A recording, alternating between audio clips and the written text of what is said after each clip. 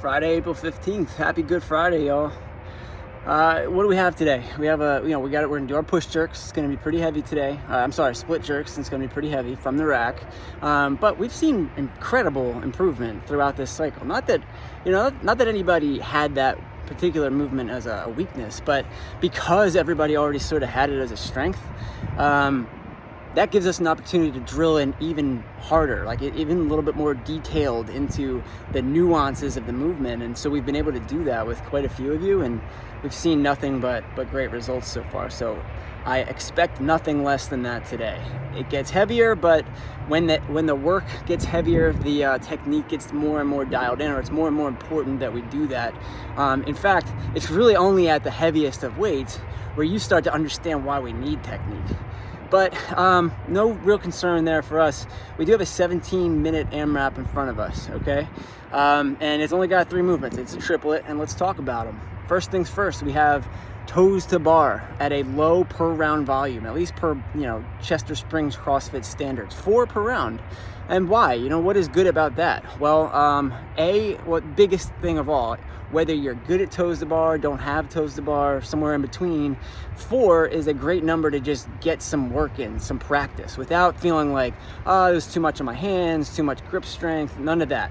4 is just get it done, move on. But if you are someone who has wanted to string them together, the toes to bar together for a while, or you've been working on that, well, 4 is a great number to attempt, right? Even if that means I'm gonna string 2 together, drop off, string 2 more, this gives you an opportunity to try to do that consistently within the context of a workout, rather than just practice, right? And rather than just saying you need to do 50 right now, you're gonna have to break that up. So this is just get the work done, move on.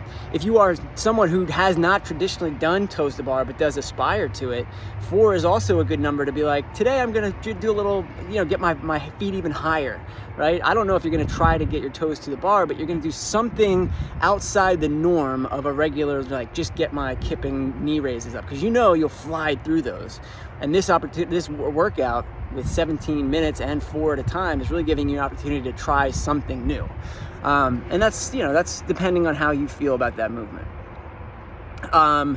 If you have toes to bar and already can string 4 together, today's a good possibility or opportunity for you to do something like perfect the technique, right? I know many of you can do toes to bar, but I don't always see the best hollow arch position. I don't see the straight leg variation. Today's a great opportunity to sort of dial that in. All right, what's next? Well, we have push jerks with a dumbbell. We'll come back to that in a second. The third movement is assault bike.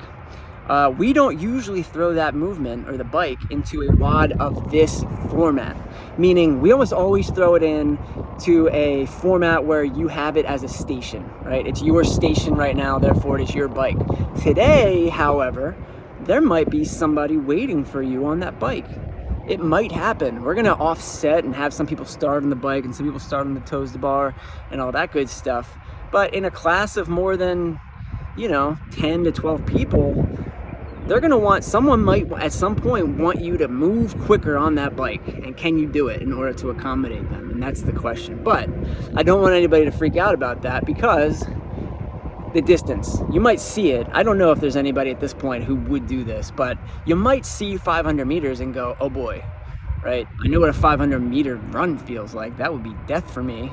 A 500 meter bike, however, if you recall, if you've used our conversion process before, that's really just a 250 meter row or a 200 meter run. So if you did yesterday's workout with the run, or if you just ever run 200 meters, which we do in a warm up all the time, that's really for a lot of us, that's a less than a minute bike ride, or maybe just slightly over a minute for most people, right? So just keep that in mind, and we'll have rowers available if the traffic really does become an issue, but kind of like the idea of maybe forcing you to go a little faster. I just finished up the workout. I paid particularly detailed attention to my RPMs, and I was always somewhere between 56 and 60, and that might not sound fast enough to you guys, but I'll explain why that was for me in a second. So I think we can be at about 60 RPMs or higher for most people, and I wasn't. And the reason I wasn't is because of the dumbbells. Now, this is the type of thing where it's a single arm movement for the dumbbell. And anytime we do single arm, it is, you are likely, even if you've never had a shoulder problem in your life, you are still likely when we do this individually sided motion that to feel a difference, right? To feel an imbalance of some kind. And I certainly did today. But more to the point, we want it to be broken up equally, but I don't care how you break it up. So it could be 4, 4, 4, 4 to get your 16, or it can be 8 and 8. I guess I could accommodate, I just don't think it would be smart where you do like all 16 on one arm in one round and then all 16 on the next arm in the next round. But my personal opinion, and I'll explain what I mean in a second, is that would just mean you're using too light of a weight if you're able to do that. All I really need out of you for the load of the dumbbell today is a weight that you could do consistently 4 push jerks on one side. And that would very well accommodate doing the whole workout as 4 on the left, 4 on the right, 4 on the left, 4 on the right. Now, for me personally, I had to, I don't have to, but, Beth and I need to use a 70 or a 50, respectively, for our upcoming qualifier. And so, we're not used to that. So we knew on when this WOD was written that it would be an opportunity for us to go a little heavier. So if you're interested in trying the 70 or the 50 and you're someone who hasn't done that before, by all means, today is not a bad time to try if the equipment exists for you. But when it's new, you definitely need to take your time. And so that's why I felt like for me personally, the bike slowed down. But for everybody, and including for myself today, there is always this thing about these push jerks that people are shorting themselves on range of motion. In other words, they are not, what we want you to pay attention to on those push jerks is fully standing up every single rep, right? At the top, when your arm is up overhead and you're locked out overhead, you also have to have your hips and knees locked out. And a lot of times on an overhead movement, especially with dumbbells, there is this, as soon as the dumbbell gets up overhead, I want to bring it right back down because I can't stand that time under tension.